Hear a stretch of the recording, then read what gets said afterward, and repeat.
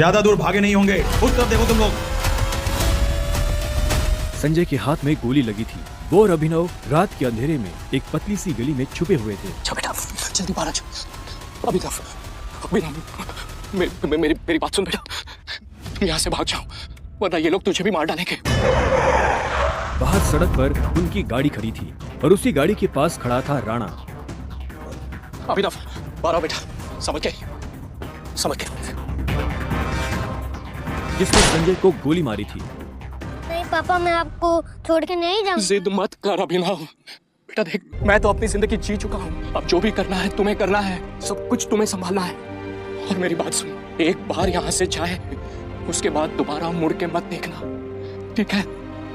संजय ने कहा और अपनी उंगली में से एक सोने की अंगूठी निकालकर अभिनव को थमा दी। उस पर टी लिखा हुआ था। और एक बात हमेशा याद रखना, अपनी आखिरी सांस तक लड़ना है, समझ गया ना टाइगर? संजय ने अभिनव के माथे को चूमा। Run tiger, run tiger run! और अपनी बंदूक लेकर उन लोगों का सामना करने के लिए गली से बाहर निकल गए। संजय जैसे ही अपनी गाड़ी के पास पहुंचे तो राणा ने संजय पर बंदूक तान ली। टाइगर! इस कमीने का चेहरा मत भूलना!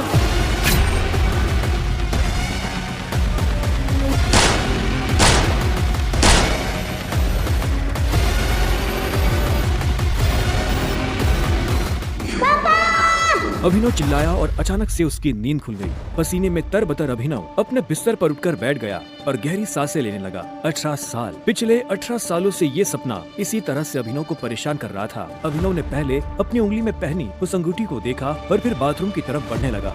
अभिनव गुड़गांव में रहता था और डिलीवरी बॉय का काम करता था। हालांकि इस काम में उसका मन नहीं लगता था, लेकिन अनाथ आश्रम से निकलने के बाद उसके पास ये करने के अलावा और कोई चारा नहीं था। 18 साल की उम्र में उसने अपना खर्च खुद उठाना शुरू कर दिया था। उसकी जिंदगी में बस एक ही खुशी थी, उसकी गर्लफ्रेंड वैभवी। जब भी वो वैभवी को देखता तो अपने सारे दुख भूल जाता था और आज तो वैभवी का जन्मदिन था, इसलिए अभिनव जल्द से जल्द उससे मिलना चाहता था। अंकल ये केक कितने का है? 600 गए। और ये पेस्ट्री? वो 60 गए। एक दे दीजिए। असल में अभिनव और वैभवी ने ये तय किया था कि वो पैसे जोड़कर अपने लिए किराए का एक बड़ा घर लेंगे, इसलिए वो पैसे वेस्ट नहीं करना चाहते थे। Thank you. Thank you. कुछ देर के बाद जब वो वैभवी के घर के बाहर पहुंचा तो उसने देखा वहाँ काफी रंगीन लाइट्स जल रही थी और बाहर से तेज म्यूजिक की आवाज आ रही थी।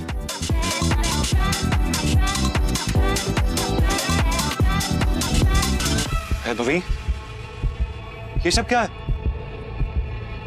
ये कौन है वैभवी? देख नहीं रही है, डिलीवरी बॉय है।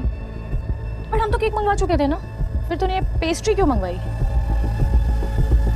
ओह याद आया, ये तो वही डिलीवरी बॉय है ना जिसको तू डेट कर रही थी।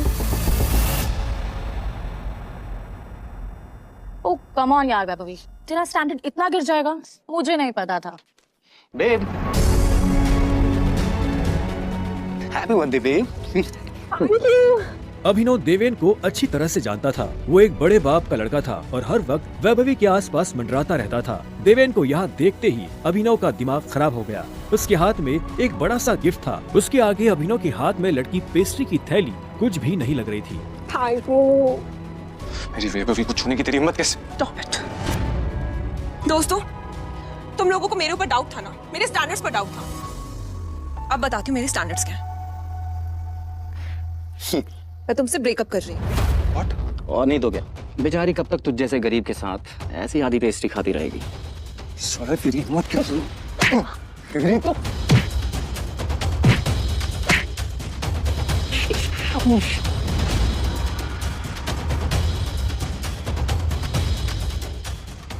ये तुमने ठीक नहीं किया वैभवी। और अभिनव वहाँ से निकल गया। वो उन दोनों की शक्ल अब और नहीं देखना चाहता था। उसकी आंखों में आंसू थे और उसका दिल बुरी तरह टूट चुका था। हर घूंट के साथ उसकी आंखों के सामने वो दृश्य आ रहा था जिसमें देवेन वैभवी के गालों को चूम रहा था। ये तुमने अच्छा नहीं किया वैभवी, तुमने बिल्कुल अच्छा नहीं किया। बहुत गलत किया तुमने मेरे साथ, बहुत गलत किया। अभिनव धोखे के नशे में डूबकर बेहोश हो चुका था। लेकिन उसके लिए ये रात यहाँ खत्म नहीं होने वाली थी। उधर जब अभिनव सड़क पर बेहोश हो गया था, तब इधर सनी सिंह अपनी गाड़ी में बैठा बेचैन हो रहा था। सनी सिंह की बहन अनन्या उसके गले का कांटा बन गई थी। सनी अपने दादा हरदेवपाल सिंह की नजर में आने के लिए और अनन्या को रास्ते से हटाने के लिए कुछ भी कर सकता था, और आज वो अपनी गाड़ी में अपने आदमियों के साथ निकल पड़ा था अपनी बहन को सबक सिखाने के लिए।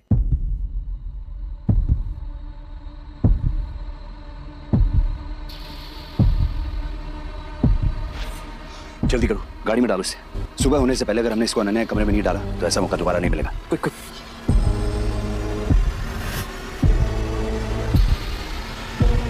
सनी के आदमी अभिनव को उठाकर सीधा रूम नंबर 409 में घुस गए। से कपड़े उतारो और बेड पे लिटाओ उसको। कपड़े उतारो इसको। उन्होंने अभिनव को बहुत आहिस्ते से उस बिस्तर पर लेटा दिया। वहाँ पहले से सनी की बहन अनन्या सोई हुई थी। सुबह जब अभिनव ने करवट बदली तो उसका हाथ एक नरम हाथ से टकरा गया। अभिनव की नींद टूटी और उसने देखा कि वो एक अनजान लड़की के बगल में लेटा हुआ था।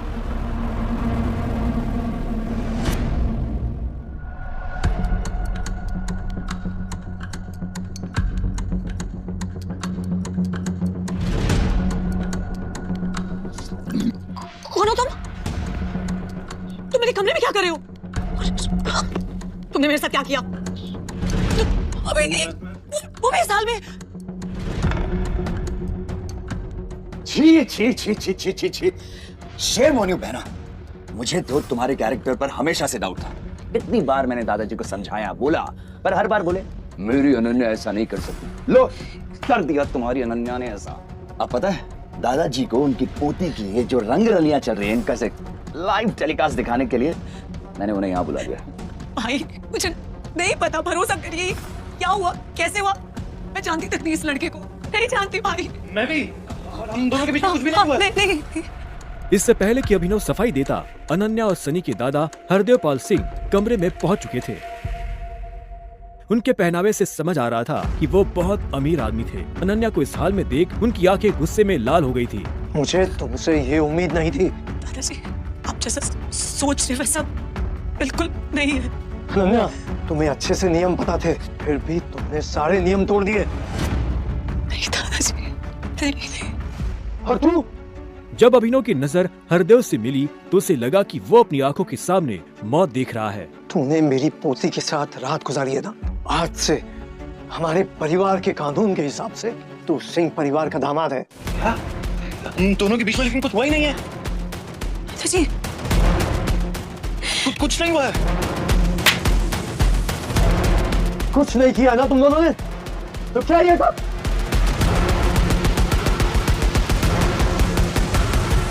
इससे पहले कि अभिनव कुछ समझे, हरदेव के आदमियों ने उसे मारना शुरू कर दिया था। अभिनव हरदेव की उम्र का लिहाज कर रहा था, इसलिए उसने अपने आप को रोक लिया था। अनन्या, इसे हॉस्पिटल भेज देना ताकि शाम को अकरम की पार्टी में आने के लिए ठीक ठाक से तैयार हो जाए। और याद रखना, मुझे शाम को अकरम की पार्टी में ये तुम्हारे साथ जरूर नजर आना चाहिए।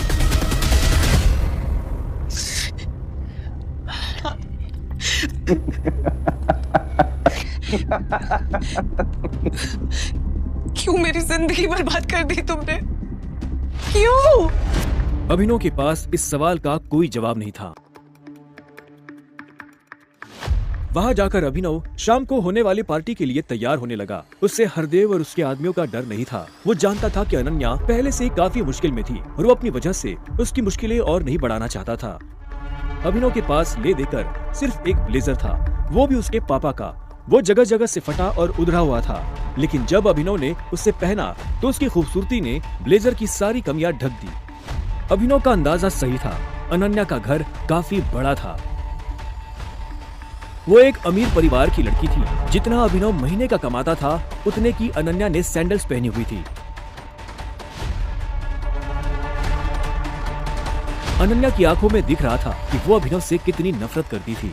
अभिनव भी पार्टी में इतने बड़े लोगों के बीच जाने से घबरा रहा था। उसी घबराहट में उसने कब अपने पापा की अंगूठी को उंगली में गोल गोल घुमाना शुरू कर दिया, उसे पता ही नहीं चला।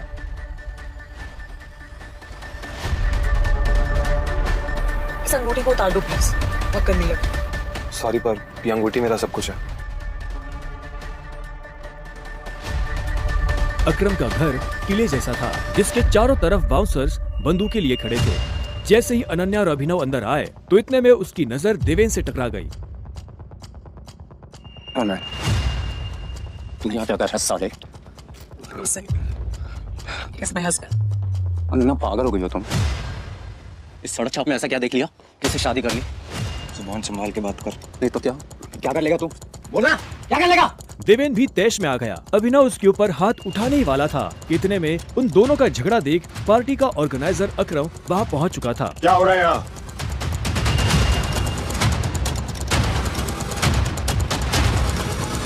अकरम सर देखिए इस आदमी, ये क्रिमिनल है, जबरदस्ती अपनी पार्टी में घुसा है। इधर आओ। कौन हो तुम और यहाँ कैसे आए? एक्चुअली ये मेरे पति है। अकरम को अनन्या की बात पर विश्वास नहीं हुआ। तुम इस पार्टी में इनवाइटेड नहीं हो। इससे पहले कि मैं पुलिस को बुलाऊं, चले जाओ यहाँ से। Thank you Akram sir.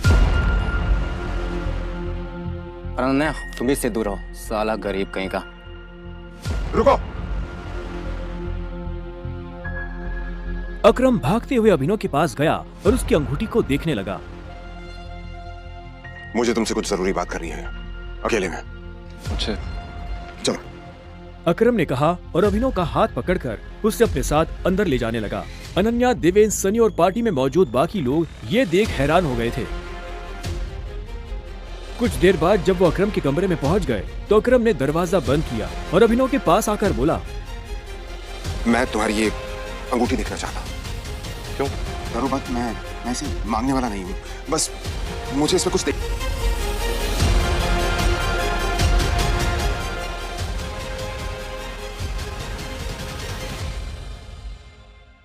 Tiger? Tiger? अभिनव ने अकरम के मुंह से ये शब्द सुना तो वो हैरान हो गया। उसे अचानक से अपने पिता के वो आखिरी शब्द याद आ गए जो उन्होंने अभिनव से विदा लेते हुए कह दिए थे। लेकिन अभिनव हैरान था, उससे समझ नहीं आ रहा था कि अकरम ये सब कैसे जानता था। आखिरकार मैंने तुम्हें ढूंढ ही लिया टाइगर। टाइगर? हाँ, जानता था, कह दिए थे।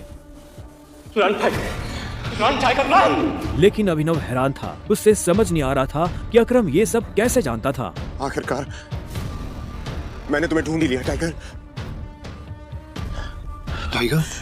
हाँ, पिछले 18 सालों से मैं तुम्हें ढूंढने की कोशिश कर रहा हूं। तुम हमारे टाइगर हो, हमारी हजारों करोड़ों की एम्पायर की वारिस, जिसे हम 3 दोस्तों ने मिलकर शुरू किया था। मैं, तुम्हारे पापा संजय गढ़वाल और राणा अग्निहोत्री। वो देखो। इतना कहते ही अकरम ने दीवार पर टंगी एक तस्वीर की तरफ इशारा कर दिया जिसमें संजय, अकरम और राणा तीनों मौजूद थे। राणा को देख अभिनव को झटका लगा। उसकी आंखों के सामने वो सपना फिर से हरा हो गया जो वो हर सुबह देख कर उठता था। उस रात अभिनव के पिता को जिस आदमी ने गोली मारी थी वो राणा था। दोस्त होने के बावजूद राणा ने अभिनव के पिता के साथ गद्दारी की थी। अभिनव की आंखें चिंगारी सी लाल हो गई। क्या हुआ? तुम इतना गुस्से में क्यों? मैं ठीक हूँ। आप मुझसे कुछ कहना चाहते थे?